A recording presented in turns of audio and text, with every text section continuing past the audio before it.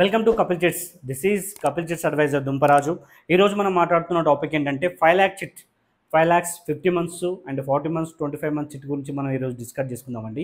10,000ని మీరు ఏంటంటే 50 times కలిపితే మీకు ఏంటంటే 5 lakhs అవుతుంది. అదేవిధంగా 40 monthsలో అయితేనేమో 12,500 అండ్ 25 months అయితేనేమో 20,000 అనేది ఫుల్ పేమెంట్ ఉంటుందండి. సో ఇందులో ఏంటంటే మనకు ఫస్ట్ ఈఎంఐ, థర్డ్ ఈఎంఐ మాత్రమే ఈ ఫుల్ పేమెంట్స్ అని ఉంటుంది. రిమైనింగ్ మొత్తం కూడా మనకి ఏంటంటే మినిమం అమౌంట్లు అనేది మనకు రావడం జరుగుతుందండి ఈఎంఐలు.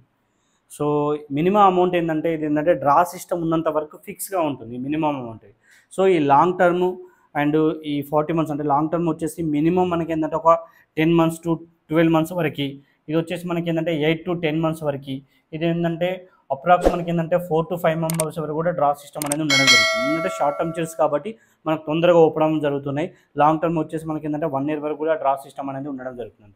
సో ఈ డ్రాలో ఉన్నంత వరకు కూడా మనకు ఫిక్స్గా మినిమం బిట్. సో ఇది ఏంటంటే కమిషన్ బేస్డ్ చిట్స్ కాబట్టి ఇక్కడ ఏంటంటే పూర్తిగా మీరు కట్టాల్సిన అవసరం లేదు.